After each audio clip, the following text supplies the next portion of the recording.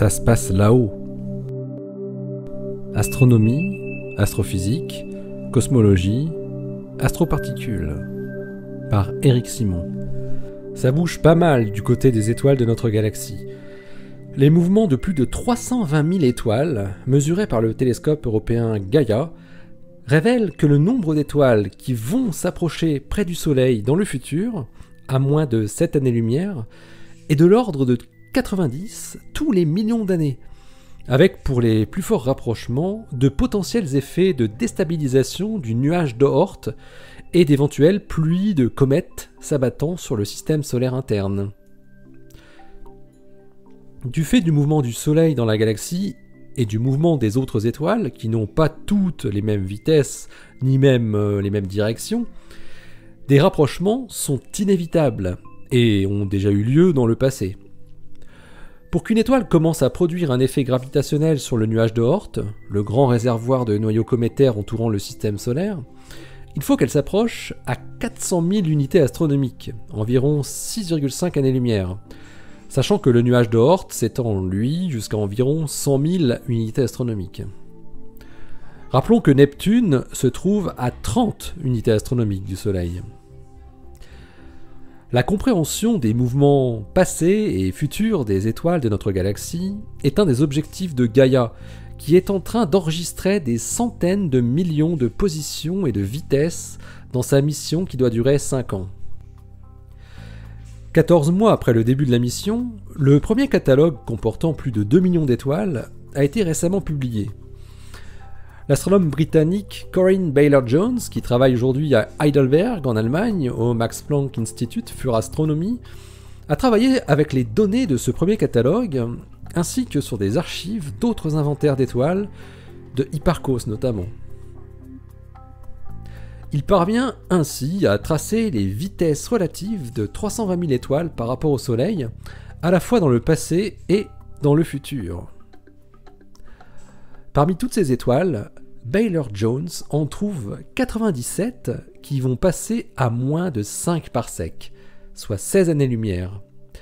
Et parmi elles, 16 vont s'approcher du système solaire à moins de 2 parsecs du Soleil, soit 6,5 années-lumière.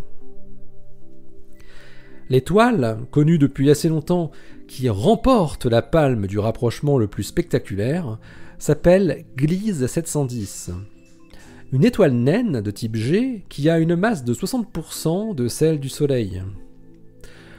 Corinne Baylor-Jones réévalue la distance minimale de Gliese 710 et il la trouve plus faible que les valeurs précédemment déterminées, à peine 16 000 unités astronomiques, soit bien à l'intérieur du nuage d'Oort.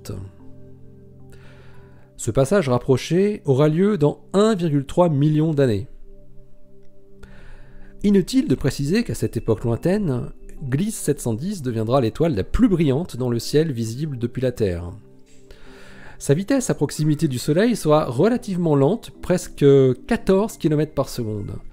Cette vitesse plutôt faible implique qu'elle pourrait produire plus facilement une influence gravitationnelle sur les petits corps du nuage d'Oort. Corinne Baylor-Jones agrémente son article qui publie dans Astronomy and Astrophysics du calcul du taux attendu de tels rapprochements sur une durée de 10 millions d'années.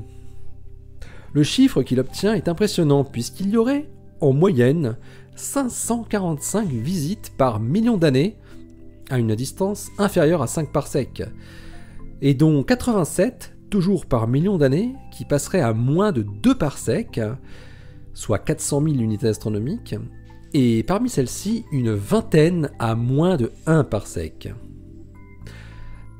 Cela revient à environ un passage proche tous les 50 000 ans environ. Bien sûr, on ne peut pas du tout prévoir à l'avance quels pourraient être les effets de ces passages d'étoiles sur la stabilité du nuage de noyaux cométaires, et si des pluies de comètes s'abattront effectivement vers les régions internes du système solaire. Mais c'est un phénomène probable dont on connaît les mécanismes. Les astronomes attendent maintenant avec impatience la prochaine publication de données de Gaia en avril prochain, qui devrait comporter 20 fois plus d'étoiles que la première livraison, avec des étoiles toujours plus lointaines, de quoi grandement affiner toutes ces estimations.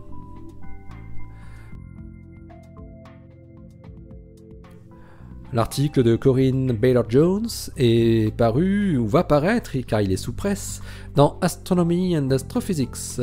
Il a pour titre « The completeness corrected rate of stellar encounters with the Sun from the first Gaia data release ». Et je mets le lien en bas de ce billet sur le www.ça-se-passe-là-haut.fr. Allez, d'ici la prochaine, portez-vous bien, restez bien les yeux vers le ciel et les pieds sur terre. Salut!